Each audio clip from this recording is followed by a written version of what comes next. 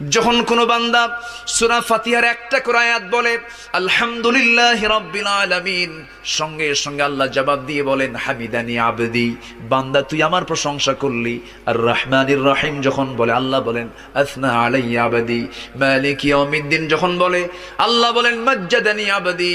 এরপরে যখন বলে ইয়াকা না'বুদু ওয়া ইয়াকা নাস্তাঈন পর্যন্ত যখন বলে আল্লাহ বলেন বান্দারে তুই আমার কাছে কি চাস, প্রাণ খুলে চারে বান্দা। ইহদিনাস সিরাতাল মুস্তাকিম থেকে শুরু করে নিয়া ওয়ালাদ-দাল্লিন পর্যন্ত যখন বান্দা বলে তখন আল্লাহ বলেন বান্দা নামাজের মধ্যে এমন প্রেমের খেলা খেললি বান্দা, তুই যা চাইলি সব আমি আল্লাহ কবুল করলাম। ওই বান্দা যখন রুকুতে যায় আল্লাহ তখন অস্থির হন।